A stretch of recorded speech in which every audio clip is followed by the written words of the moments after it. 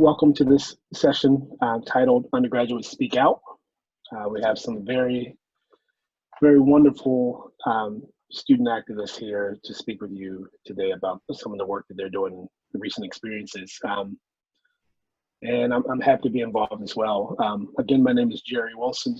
I am a doctoral candidate at the University of North Carolina at Chapel Hill. My pronouns are he and him. I'm studying education policy, and part of what drew me to this topic is my interest in the educational experiences of marginalized students. So especially in this moment, my work really focuses on representation and race in education, and that's K to 16, so kindergarten all the way through university. And one of the projects that I got involved with at my university last year, it was called Black Out Loud, and it's this collaborative art exhibition that explored representations of Blackness. And that was very much driven by my own personal research interests, but my own experiences as a Black student in a predominantly and historically white academic space. And it's really pushed me into this realm of activism, where the lines that I used to have between activism and academics have faded away. So I'm very excited to be part of this panel today and to speak with some student activists who are doing amazing work. So what I'd like to do now is invite our panelists to share their name and pronoun and a brief explanation or summary of their work, of their activism and their work. And if you feel inspired, go ahead and start it off. Otherwise, I can go down the list as well.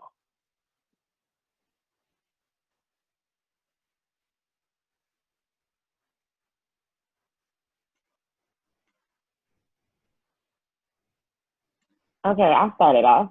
Hi, good morning, everyone. My name is Cassandra Johnson, pronoun she and her. I am a recent John Jay graduate. I now work as a fourth grade teacher, so it's really interesting, Jerry, that you talk about education. My eyes lit up. And so I center a lot of my work around Black motherhood. I was able to do my capstone when I was receiving my associate's degree on the Black maternal health care crisis in New York City. And through that research and being a mom myself, I was able to really understand like the issues that's surrounding Black mortality in this country and the health disparities that are associated with it, and how we're just really not having the conversation the way that we need to.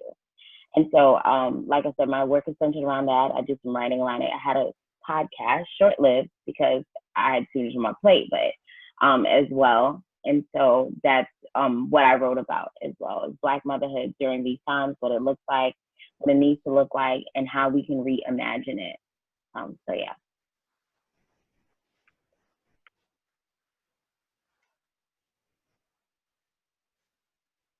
I can go next. Can y'all hear me?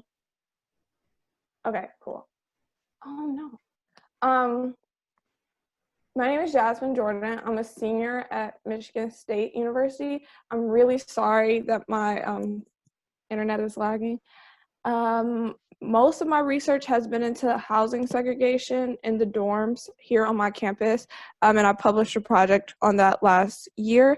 Right now, I'm working on a project about racial and ethnic minority representation in high school history textbooks. And I'm also involved with the Students with Disabilities on campus. I'm president of the Council of Students with Disabilities here. So that's mostly what I do. Jasmine, would you mind sharing your pronouns? I'm sorry. You're good. She, her, sorry. Thank you. Hi, everyone. I'm Ankushi. My pronouns are she, her, hers. Until May of this year, I was an undergraduate at Georgetown University. I'm now a master's candidate at the Development Practice Program at Trinity College Dublin. I'm also working basically full-time this year as a data scientist at UNHCR. My research focuses on refugees and migrants. I work comparatively in North Africa, the Sahel, the Horn of Africa, and South Asia, India primarily.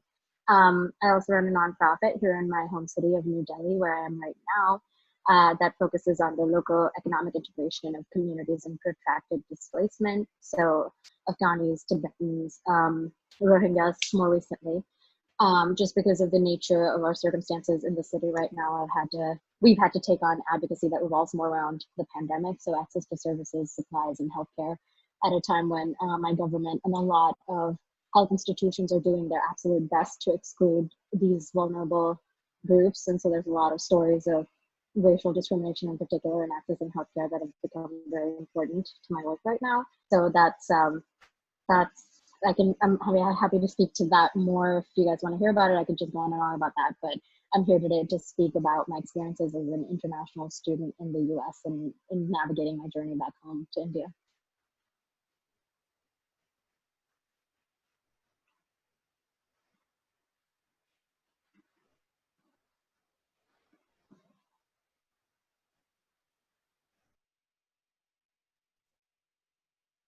Okay. Want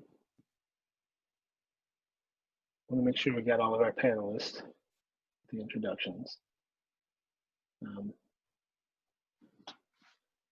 All right. So the way we're going to proceed today is I have a few questions for you all that I'd like for you to spend some time answering so that we can get to know your work a little bit better and the person behind the work. And then in a little bit, we'll open up questions from the audience today and from other participants here with us today. So the first question that I have for you all is, what inspires your activism? I'm very interested in the places that we come from to arrive at the work that we do. And I know that oftentimes there's a personal connection that really drives and sustains the work. So I'm curious to know from you all, what inspires your activism?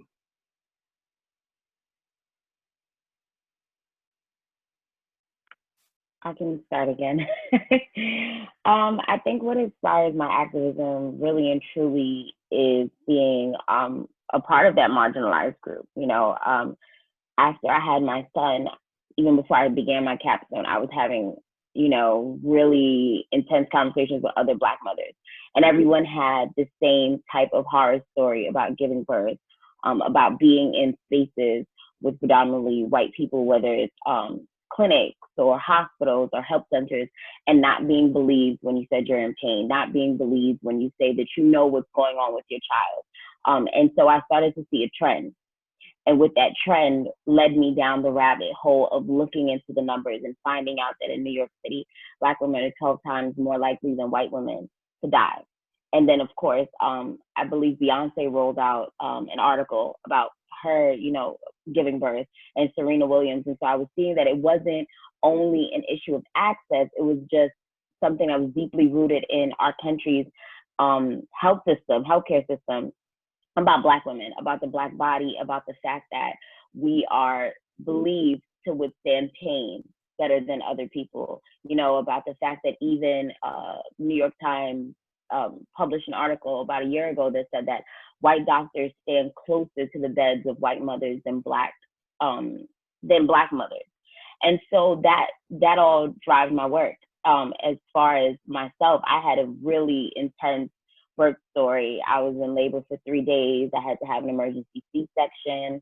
Both my son and I almost lost our lives. I had 2 epidurals, one administered incorrectly, you know, fighting with nurses the entire time. And I was lucky enough that my mother was there to advocate for me, but so many other Black women don't.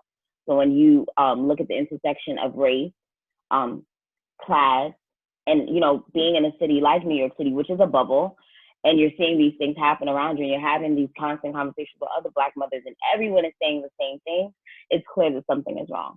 So I kind of decided to take up the mantle and use my voice to share my story, be very candid about my birth story, be very candid about the fact that when I'm in certain spaces, I'm not respected. As I always say, young, poor Black mother living in this city, and the ways that it affects my quality of life, the ways that I have to push back a lot, the system itself. And so that really drives my activism, because I know that I'm not the only one.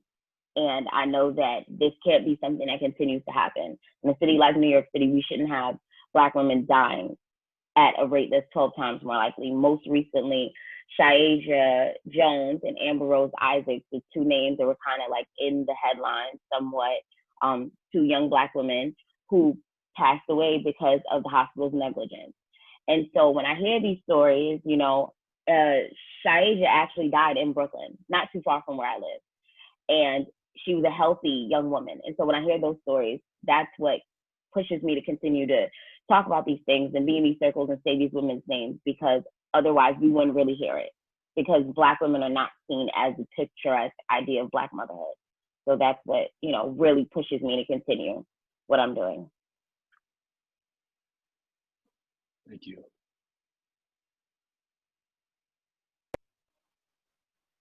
I don't want us to keep having to go in the same order, but I can go next.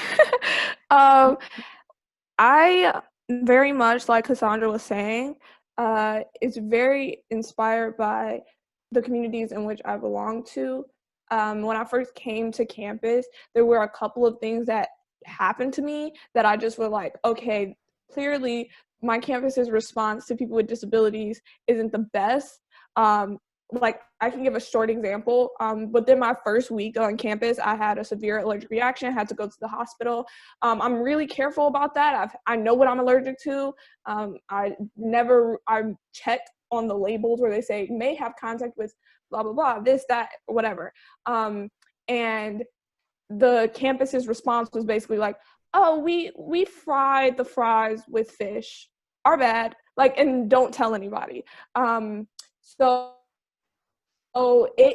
then you start to notice, I'm not like allergic to gluten, but I noticed people were just reaching into the gluten-free refrigerators and things like that. And I was like, okay, the campus has no regulation on this. So that was like one of the first issues that I was like, okay, this has to change. And through the activism of me and some other students, because severe food allergies have a high comorbidity with other disabilities, that we got an allergen-free dining hall on campus. But that still doesn't stop cross-contamination in other dining halls, but that's a whole nother conversation. Also dealing with like professors who didn't understand, and this is where like race and disability really intersect for me. My disability, my chronic health illness, I have sickle cell disease, which is in America at least seen as a very Black thing. So dealing with professors who just didn't know what it was, even professors who taught about sickle cell had never met someone actually with it. So it was a whole nother conversation about what accommodations I deserved. Of course, by the time my sophomore year rolled around, I stopped leaving it up to the professors and just went to the university and had them decide, you know, there are things that you can do to have them decide which accommodations you get. As far as housing, I'm from Michigan, I'm from Detroit, and I just kind of noted, like, Michigan is the second most segregated state in the we're only behind Wisconsin.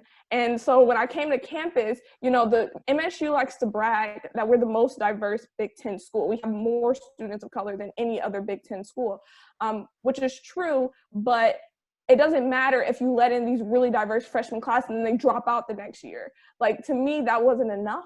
So I just started to ask the question of MSU about what are you doing to keep Black students here?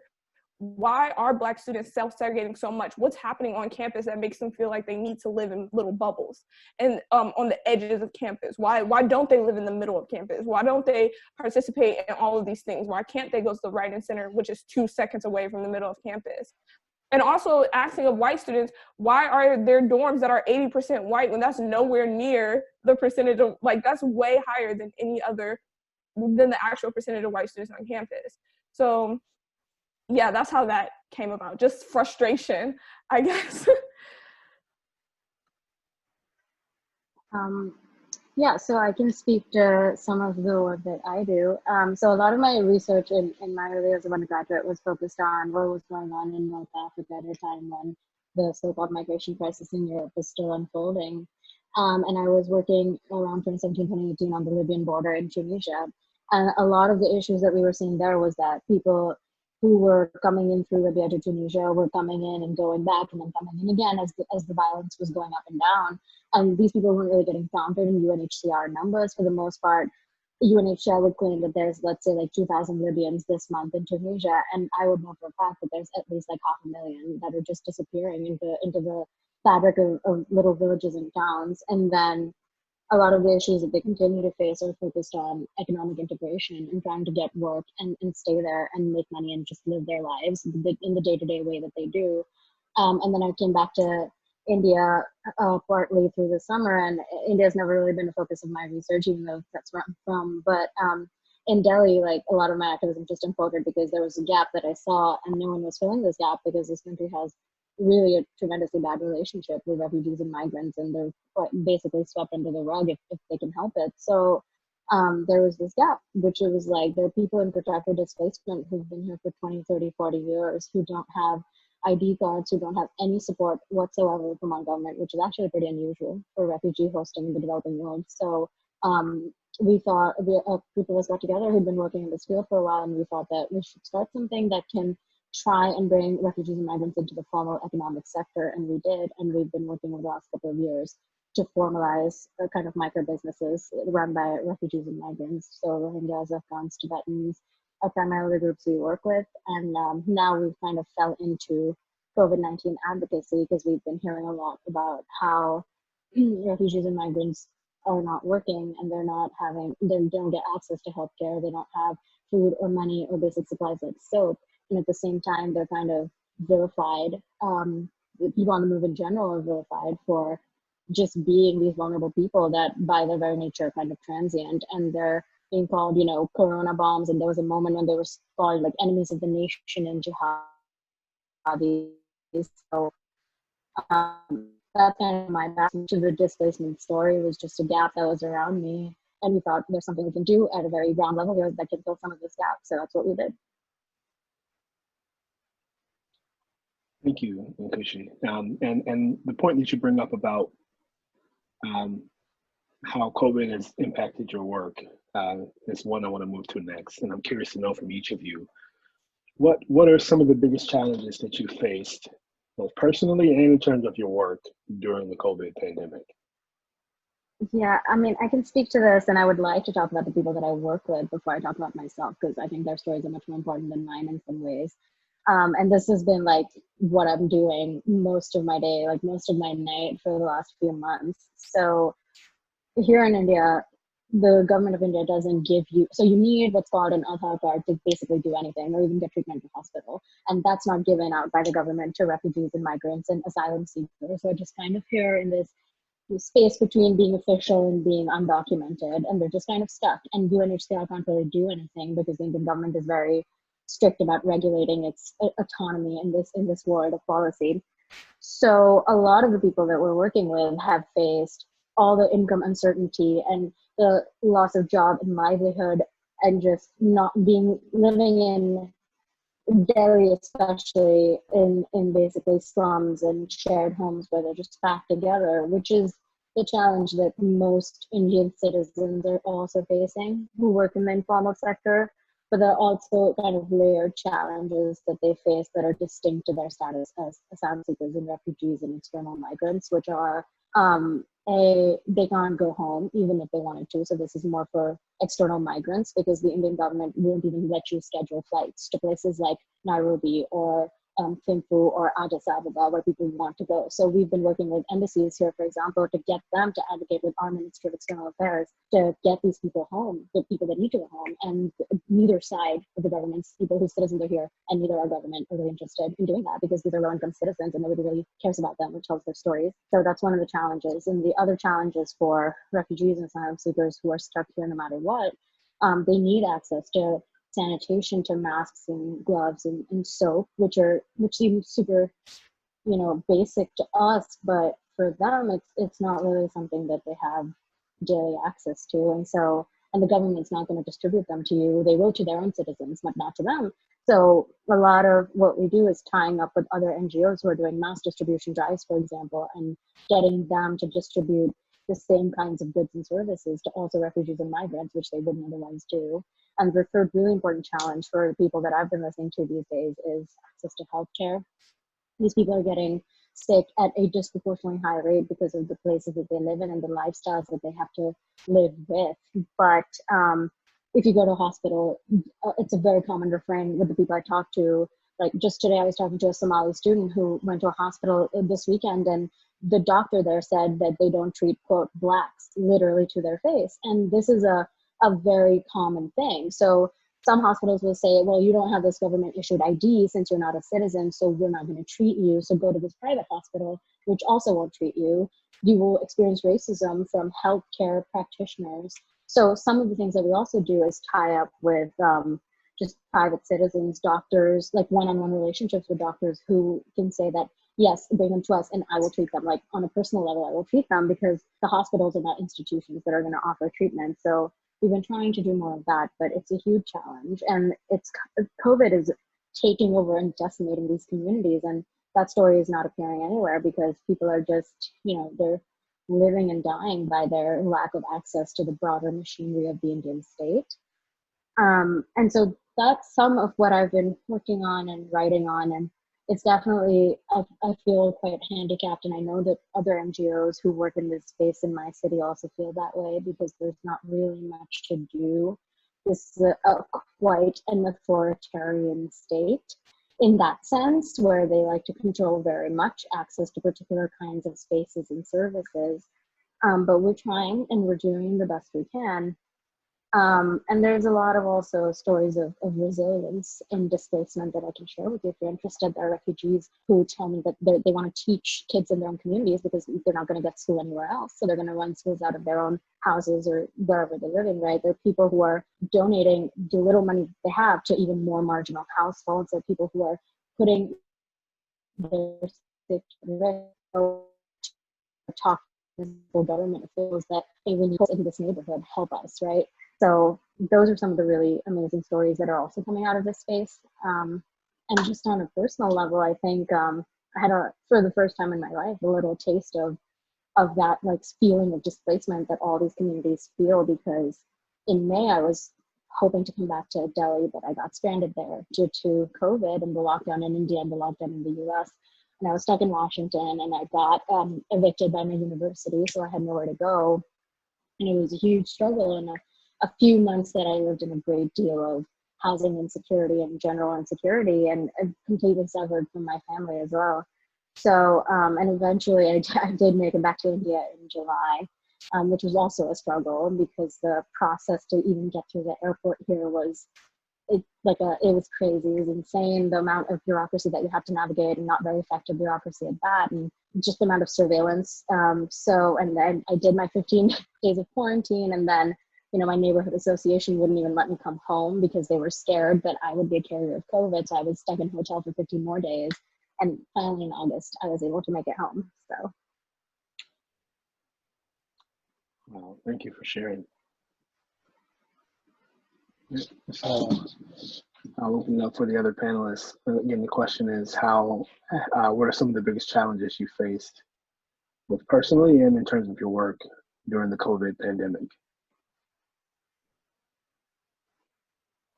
One thing that has been very frustrating for me because of COVID is that since most of my activism, I guess, is on campus, and not knowing until the last minute, we found out a week before classes started that we would not be returning in person. Up until then, our school was saying and promoting that we were going to be coming in person with mostly online, but some hybrid classes. And then a week before moving, they were like, no, that's not happening, and we're shutting down the dorms.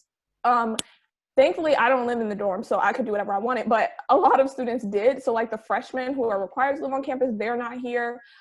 It's caused an issue as far as students with disabilities, trying to figure out how to let them know about the services that are on campus. If they were freshmen, then we would, catch them around, put flyers underneath doors, all of those things. We did all of that. We can't really do that. So we've been having sort of an issue there, and it's also been hard to plan for problems. When we went to the university, basically we had a list for every group. So like chronic health disabilities, learning disabilities, we basically were like, people with hearing impairments. We were like, these are all the issues that we foresee for each of these groups. And they told us, well, until a student actually has one of those problems, like, are these just hypotheticals? That's exactly what, I forgot, what is his title? I don't know. That's what he told us. He was like, these are just hypotheticals, so we're not going to plan for these.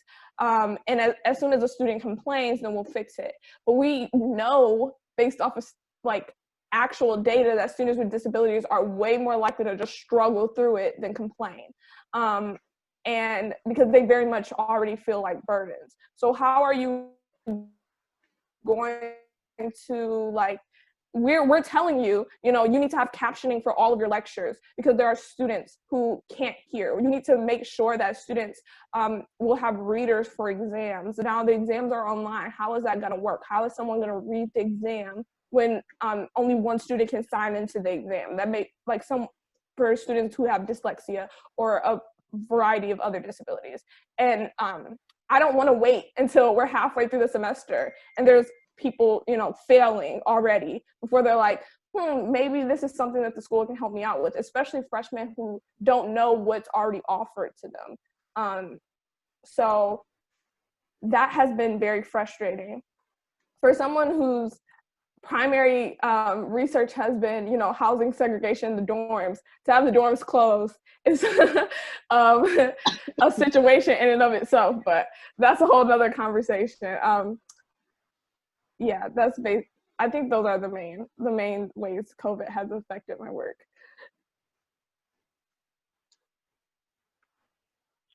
First off, wow to the both of you. Wow. Wow. But I'm sorry, Jerry, if you could just repeat the question one more time. I was so like caught up in everything you guys were saying. Yeah, so what are some of the biggest challenges you faced personally and in your work during the pandemic? So I think for me, as far as Black motherhood goes, we know in times like this, with everything that's going on, Black children are going to get the short end of the stick. There's already, like you stated earlier, Jerry, like intense disparities in education. And so one of the main things that I did centering around Black motherhood when COVID really got into full swing is that I connected with a lot of other Black moms across all social media platforms to really like connect about how are we going to keep these kids on the right path so that they don't regress. How are we protecting them socially and emotionally because, you know, they can't be around one another.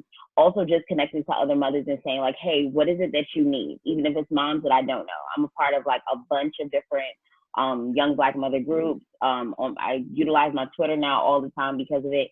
And so that's a positive, is that I was still able to connect in that way to say, okay, hey, what is it that's going on? What is it that you need? How can we all support you? Whether it's financially, pointing you in the right direction of social services that you can utilize during this time because you lost your job and you're a single mom, or okay, hey, my son has asthma too. These are some of the things that I'm doing because I know this is a scary time if you have a child who has these health issues. The tough part is that obviously so much of when you're doing activism in New York City is being out there. And so I was doing a lot of research by attending panels, by like really being out and just like being in spaces and meeting people. And so that hasn't been as organic, obviously, as I'd love it to be, but I was lucky enough to still connect with people. Personally, you know, I was home with my teenagers since March. And now I work at a charter school as a fourth grade teacher. And so I also see that as a part of my activism because I'm not walking into the space just as a Black educator. I'm also walking into the space as a Black mother. And so coming off of COVID and coming off of the Black Lives Matters movement in New York City, I really take a lot of my Black mothering into the virtual classroom. And so there's been a lot of challenges because I realize that I work for a very, very racist network. I will name them. Success Charter Schools is extremely racist. There's a lot of things that we're discovering as Black educators that just don't work. And so I'm taking a lot of my activism from the work that I was working on before into that realm, because it's transferable. And if I want to really advocate for Black mothers, it also means that I advocate for them in the classroom. It also means that when there are racist tactics that I'm seeing from the network to really degrade and demeaning Black mothers who are single mothers, who have lost family members and jobs during COVID and they're not receiving the support that they need, that I really be a voice and a middle person for them to make sure that they get not only the respect that they deserve, but their children receive the education that they deserve as well. So my activism is looking a little different these days, but it's, to me, it's still in the same space, because I'm not the type of person that just talks about it. I got to be about it too. And that means that in any space that I'm in, I'm going to make sure that I advocate for Black children and their caretakers, their mothers. Thank you. So the next question that I have for you all is, in this moment, and with everything going on in this moment, from the global pandemic to the movement for Black lives, to movements for racial justice more broadly, to just so much devastation and death and destruction seems to be all around. What responsibilities do you feel universities have in this moment to their students, but also to broader communities? What responsibilities do universities have in this moment?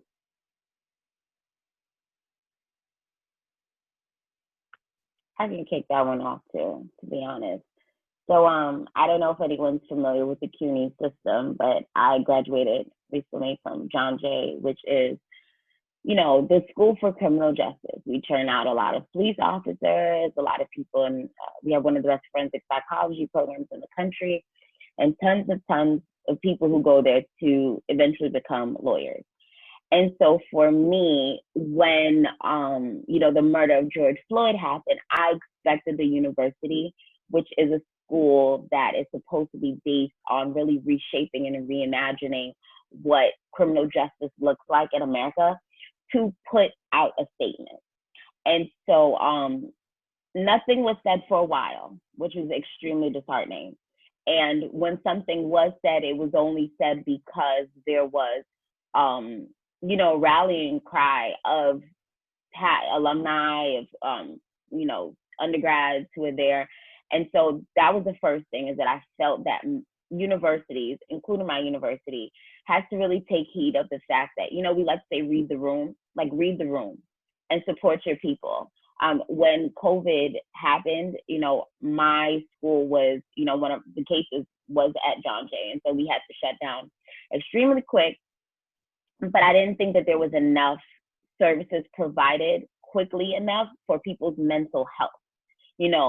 All of a sudden our lives changed extremely quick, and I was lucky that I had, friends and things of that nature here, because I'm New York born and bred, but there were people who were in the city and who could not go home to their family members, who had family members who were dying, who had loved ones who were dying, who, one young lady I knew from school, her roommates up and left her. She was trying to figure out how she was going to pay her bills. If she could stay in the city, what would that look like if she stayed in the city? There was so much uncertainty. And so I felt like there should have been more support for the mental well-being of your students, of your professors. There was not enough transparency as far as what the rest of the semester was going to look like, what the finances was going to look like. And so it really negatively affected a lot of students. A lot of students said that they couldn't come back, and I feel like if we are supposed to be the City University of New York, we're supposed to be a people's college, we're supposed to be these really cutting edge community colleges that's churning out the thinkers and innovators and lawyers and everything else of tomorrow, we have to also make sure that when the going gets tough, we don't get going, that we support people in the spaces that we need to. It's extremely hard to be a college student. It's extremely hard to be a college student in New York City, where everything costs $5 million all the time. So add in a pandemic, add in being in the epicenter of that pandemic. And I just felt like there could have been way more support to make sure that students and faculty and staff and professors that they had the resources that they need to not only continue the semester, but also just to make sure that we were connecting as a college community, because we connect over other things. So when something like this happens that it affects people, make sure that you put your money where your mouth is, and you really funnel money into the right resources, into mental health awareness, to make sure that people have that real moment to be honest and connect still. You know, we can have virtual, you know, classrooms, we can have virtual therapy sessions, we can have virtual support groups. And so I felt like my university didn't handle that. I'm not sure about other schools, but I know that CUNY dropped the ball for their students as far as supporting them during the pandemic. There were like some financial packages that came later on in the semester, but by then, people had already been kicked out of their homes. They had already lost their jobs months before. And so it also reminded me that this is still a very capitalist society that we're living in, and that this school is a business, and the deficit hit and we weren't being thought of. So that's how I felt, honestly, about that, how we could be supported. Yeah, I actually, hearing that, I have all these criticisms for my university, but they did, I would give them a 3 out of 10. They did, that was a good score.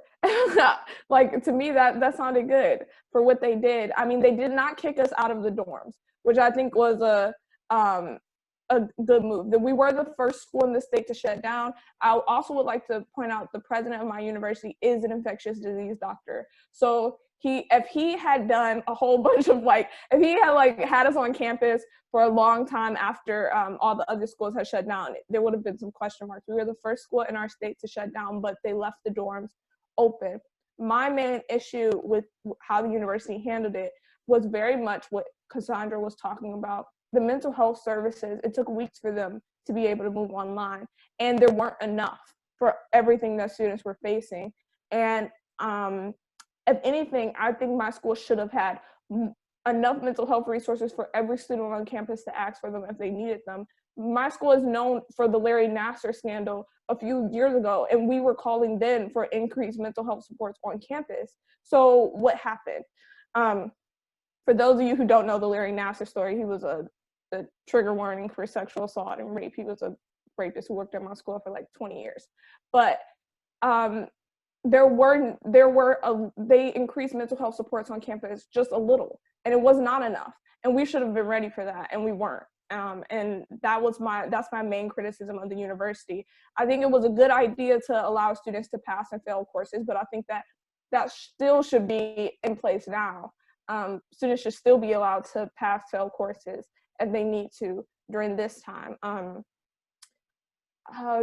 The George Floyd situation, I think that they tried to get ahead of it. I think that my university, sometimes they'll start something, when something happens, they're like, we're gonna put together a task force and we're gonna address policing on campus and figure out what we can change about it. So nothing like this ever happens at our school. But what happens to the task force recommendations? So when that happened on my campus, they asked multiple students to sit in on it. To be a part of that task force. They asked the president of BSA. They asked me, as one of the only people on campus who advocates for race and disability together. And there were some great suggestions that came out of that task force. For example, we said, when there's a wellness check, when a student is having a mental health crisis, and someone who cares about them, their parents, their friends, calls to say, can you check on them and make sure they're alive? Why does a police officer have to show up? That student in that moment does not need a police officer.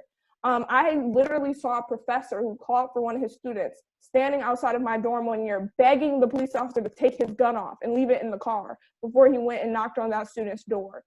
I can't imagine being in the middle of a crisis like that. And I've had a wellness check done on me. I was fine, I was asleep.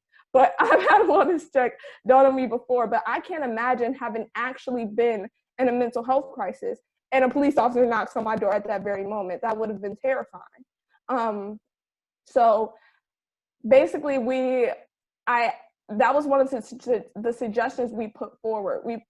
We put forward maybe, you know, every police officer on campus who's just walking around trying to see which students are drinking in their dorms. Why do they need guns? Like, to do that? You don't. Like, no student at Michigan State University has ever pulled a gun on a police officer. It's never happened. So why do they need them?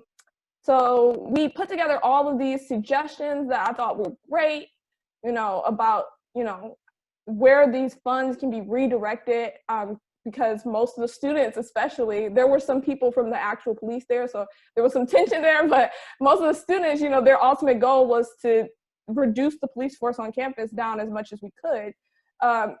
But then we have no idea what happened. We made the recommendations to the president of our university and heard nothing, and it's been like 3 weeks.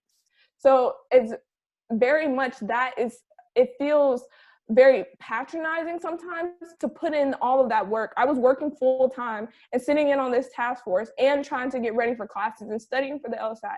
And I was like, this is something I care about, so I'm gonna make time for it. And for nothing to come out of it is frustrating. Like, it is very, very frustrating sometimes.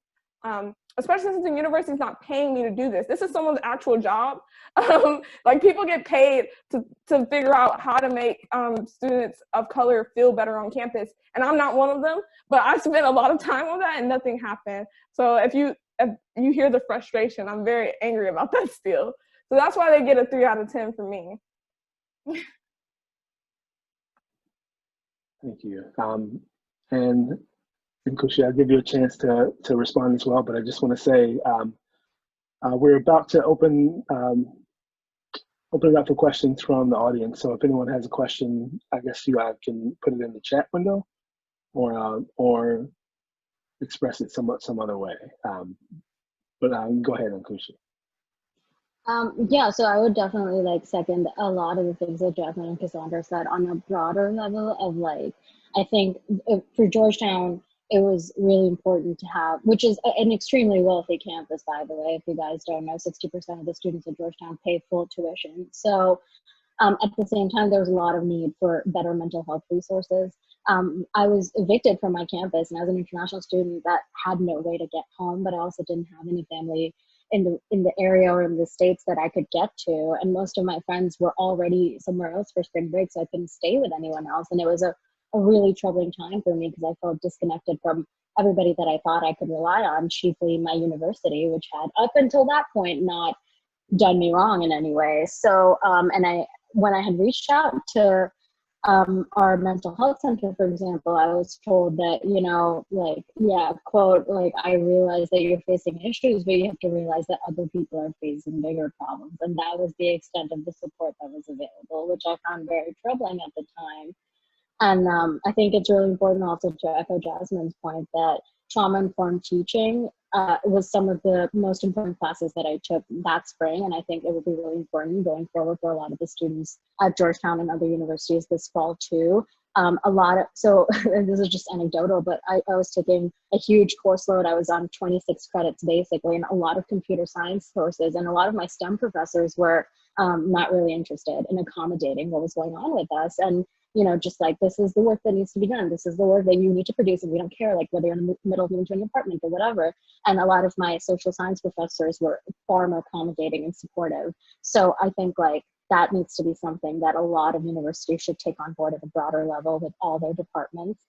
And I can speak also to specific things that I've thought of over the months that are specific to international students that American universities really have dropped the ball on, that they need to do better on. And just a few of those things were, there should have been, and there needs to be an open channel of communication with all embassies. I was based in Washington, D.C., where all the embassies are, and still my university was not willing or interested in working with not even my embassy. And I was extremely fortunate that my family knows the Indian ambassador to the U.S. So we were able to reach out through him, and that got me a lot of cachet with administrators who were, you know, interested and in listening to what was going on with me, but most people didn't have that. And most people, Georgetown wouldn't even take.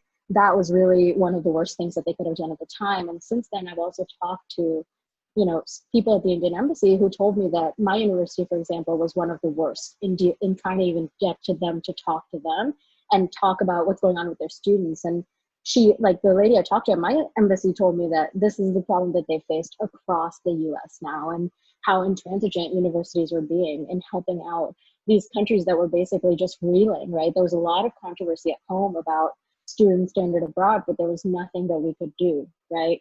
So I think that would be one of the things that universities in the US have not done that they should be doing.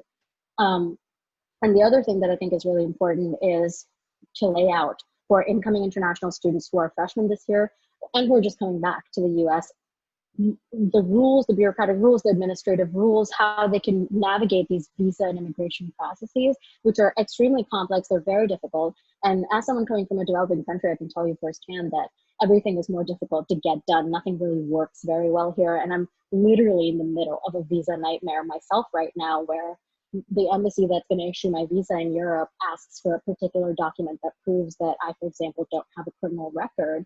And I can't give them that because the office that would ordinarily issue that is closed. And so I'm stuck in this like nightmare bouncing between a bunch of offices, and nobody wants to listen to the other's perspective. And I'm only able to navigate this because my family knows people at the Ministry of External Affairs who we can reach out to, so we can tap these contacts who can say, I will get it done, like especially for you, right? But most people don't have that. And this is something that it's very hard to make American universities understand, and certainly embassies don't understand it at all. So that would be another challenge. And I'm working with our the Indian Alumni Association for Georgetown, and most of the people who wanted to head there this fall are unable to do so because the university has just not laid out clear rules of how to get there and how to navigate being in quarantine there, and what kind of support they would have there. So it's really a nightmare that's very hard to navigate if you're not very well connected in your country. And so, and the third thing I would say that I hope for as a student would be good, like innovations in asynchronous teaching. So for at least my first month of grad school, I will be learning in a different time zone. So, but I don't want to pay all this money and just watch a bunch of recorded lectures to make available. And so I would say that I think most professors need to think a little bit more about how they're going to bring students who are learning in different time zones into the conversation, into the classroom, even if they're not literally there in the correct time zone. So that's just some of the things I've been thinking about.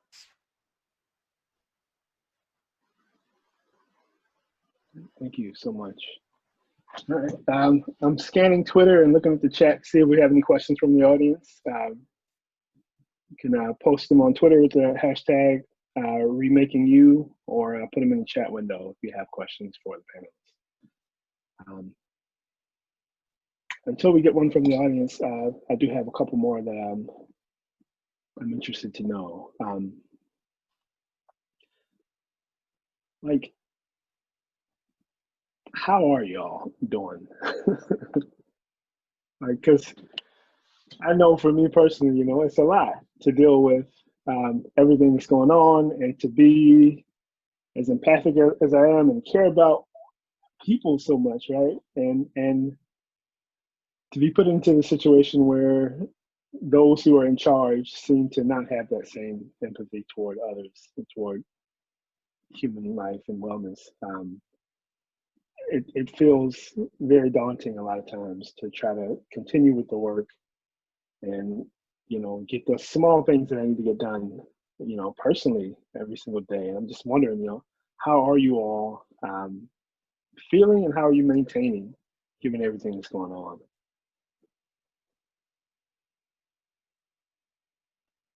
I'm okay. You know, I found a studio apartment kind of close to campus.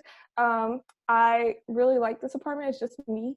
And what I don't like is that I'm up every night because they party at the frat 2 doors down every single night, which causes issues for me because I'm like, do I call the police? I have not called the police on them, but I've never called the police before in my life. This is the only time I've ever considered it. So it's a bit frustrating because my campus did just see a spike in COVID. But yeah, I'm good.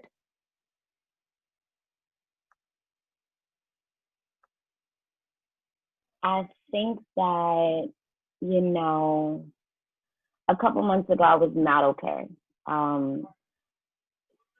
My mom worked as a 911 operator, and so she was hearing a lot of the phone calls as far as, at one point, the sirens. I mean, I'm used to sirens. I'm from Brooklyn. I'm a Brooklyn girl. Like, it just is what it is when you grow up in New York City. But it was like literally nonstop. Like, it literally felt like someone was playing a recording. And so that was jarring. It was a jarring experience, having to explain to my 3-year-old, like, baby, you can't go to school. This is why. You can't see your friends. This is why. It was tough. It was difficult. Trying to figure out ways to mother my child and so mentally take care of myself. I do not watch videos of unarmed Black people being killed by the police, because it is not okay for my psyche. And I think that, again, it speaks to how we see Black bodies in America. And I believe there's a people get desensitized once they keep seeing that on a loop, right? And so I made the choice months ago that I was just going to write about it. So I've, gotten back to writing a lot, and I wrote a lot of poetry around it. My senior seminar class, which had to go all virtual, I wrote a collection of poetry, poems about it. And so I've been able to use that space. I think what's troubling me now somewhat is the space that I am in as a Black educator. And, a couple of weeks ago, when it was like the 57th anniversary of the March on Washington, and a couple of days before that, Jacob Blake was shot in the back. And I was sitting in a meeting at 10 a.m. and my bosses were talking about ice cream. And it was very, very, very obvious to me that they had 98% of Black students. Most of their staff is Black, and we're, again, not having this conversation about race the way how we need to.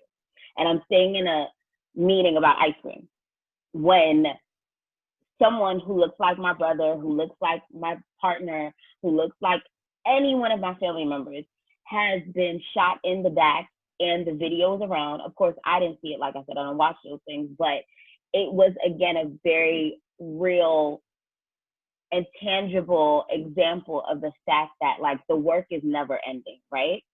Even when you try to shut it off, it's never ending, because there's always spaces that you're in. And for me, as a woman of color, that I'm like, what is happening? Why are we having necessary conversations? And it feels kind of stifling. So although I'm much better than I was months ago, I'm now battling a whole different beast, working in the charter school system. And some of the things that's coming up is extremely disheartening. If any of you have a chance, please check out this week. One of my coworkers actually left and partnered up with someone at the Daily News, and they wrote an amazing article about the things that are happening to Black students within the charter school system. It'll blow your mind. And so that's been keeping me up, because I'm thinking about how I can continue to not only pay my bills, but also do the work and make sure that I remain real, and that I'm authentic to myself and the things that I say I represent. And sometimes that's it's tough, but I drink a glass of wine a day, and I play the music that I love. And last night I binge watched Disney movies with my son. So you find pockets of joy within it. Thank you. Yeah, I can answer this question super quickly if anyone's interested. But like I was just talking about it earlier, answer, like, on a personal level, I'm really struggling right now. I thought I was doing okay because I had the opportunity to come home, and a lot of the issues I was dealing with alone in the US dissipated. But then this month has been a huge challenge because I'm trying to get started to get to my studies in Ireland, and the immigration process has been extremely challenging. And it's really kind of at a standstill right now. So we're trying to figure out what the next step will be and whether I will even get a chance to go. And on an even more personal level, just a couple of weeks ago, I lost my grandfather because he was unwell and we couldn't take him to a hospital because his doctor said that it's totally unsafe because of COVID. Like, you can't bring an elderly person into hospital. So it's a huge struggle for me right now. But I think some of these issues also speak to the fact that throughout the fall and probably next spring, a lot of teachers and administrators and universities need to think about the various kinds of grief that their students are going to be dealing with. And that's not just limited to, a death in the family or illness in the family. And so that's kind of something that I'm struggling with, but I'm soldiering through. Yeah, I'm sorry to hear that, Ankushi, and thank you for sharing that. Thank you. So we only have a few minutes left. There are a couple of questions in the chat window. We don't have time for each of you to answer both of these, but I'll read the questions, and if anyone really wants to take a go at one of them, feel free. So William asks, some of our previous panelists mentioned that universities have become all about surveillance, whether it's an issue of grades, policing, or partying. Do y'all see those issues of surveillance as undermining the mission of education? And Kennedy asks, I guess my question is that I see a repetition across the student cycle of students raising concerns and then passing out before the community deals with them. How do we keep a durational push that goes beyond the student timeline? So in the couple of minutes that we have left, anyone wants to offer brief reflections on those questions? We have about 2 minutes left. I can speak to the issue on surveillance very briefly. So as we speak right now, there's a drone outside of my house spraying disinfectant that's sponsored by the government of my city that comes to my neighborhood every other day to do this. And it basically tracks everybody's house number and everybody's Aadhaar number and who everybody is. So, and this only happens in certain neighborhoods, but it's ongoing. And so I think about the issue of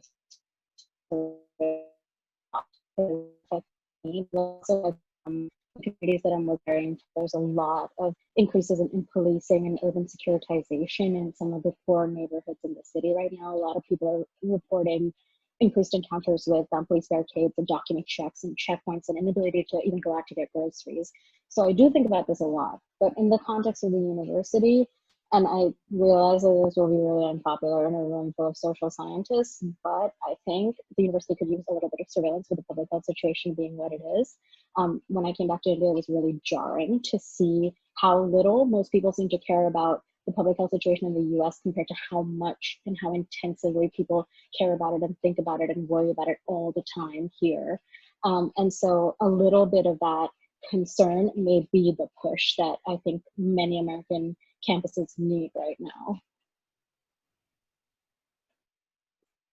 Thank you. And 30 seconds, Simone, 30 seconds. I want to answer the question about surveillance too. For the other question, definitely my school waits until we graduate. I think that they're very excited that I'm a senior this year. But for the question about surveillance, it's very much, I like I said, the frat house 2 doors down from me parties every night, and I do have this feeling of, oh, I wish that someone would just shut them down. But I guess it's kind of also frustrating because I feel like it's also the university's fault. If they would have told us in July that we were not coming back to school, I doubt that frat house would be there. And I think that a lot of the proposed surveillance to make sure that students aren't cheating now that we're online and things are ableist. I think that we're learning a lot of that. So much of our education system is ableist. Students have to be in class at this specific time and they can't ever miss more than this number of classes. And you have to take an exam during this, only this time period. And everyone has to take the exam in the same amount of time. I think we're realizing that so much of that is ableist. And I think that a lot of the surveillance, the one that I know is people are talking about now, is that how much you look away from your computer. I'm just thinking about all the people I know that have ADHD or anything else that could stop them from being able to stare at a computer all the time. How frustrating would it be for them to constantly be called cheaters when they're literally just can't look at a computer for that long and just stare at it. So yeah, I definitely have an issue with a lot of the things that are being proposed. Yeah. Thank you. And Cassandra, did you want to answer the question as well? Yeah, just, you know, again, working as an educator, fighting back these past couple of weeks against the really rigid expectations that we have of, like, I teach fourth graders, so they're 8 years old. And what I'm starting to see is that, you know, there needs to be a complete, like, dismantling of our education system. And it's something that we've known for a very long time. It's something that we're very aware in this country is not working. And somehow we continue to push this narrative like it's working, and it's not. And so you see it from just the disparities between class in somewhere like New York City, but then it also plays out when there's a pandemic. You know, the wealthier families in my charter school system, they have private tutors and their kids log off at a certain time because their parents can afford it. You know, I teach a school that's in Flatbush, you know, predominantly first-gen Caribbean Americans who are, a lot of them lost their jobs. A lot of them are just going through things at the moment. And, you know, it's amazing the expectations we not only have of these really little children, right, who are dealing with so many things going on in the world, but also of these parents who are just trying to survive. And we use that as a marker of their parenting, you know, and how good they are of a parent if they can't do certain things. And so there's a surveillance that's constantly happening, you know, that's constantly like, are they always in uniform? Are they clocking onto the computer at certain times? Everyone's on the Wi-Fi now. So, you know, we have to also deal with like tech issues. So we're facing this new normal as far as education, and we haven't had enough conversations yet about how we're going to match up the two, because we all know that the playing field is not level. We all know that Black and brown children over the last couple of months have regressed because they haven't had access to the same type of resources. So how are we going to do more education and more educating and less surveillance is really what we need to face. And I mean, I even take that out of the university is just in the education system in general. How are we going to move into this new normal, making sure that children get what they deserve? Because right now we're on the cusp of being able to dismantle and deconstruct a lot of the systems in this country that have not been working. And it's really going to be telling if people take the initiative to really like rally their voices and make sure that they're very open about the things that are not working. So as far as speaking about surveillance, like, yes, because it also in a very real way contributes to the school to prison pipeline. Like, let's be very clear, it does. When you surveillance young people in this way, when they don't have access is still an issue. So that's how I feel. Just don't be racist, that's all. And I'm joking, but I'm not joking. Like, seriously, just don't be racist. It's 2020. We can just work on that and work on being very intentional with the choices that we make as a society and how we educate the youth that are coming up next.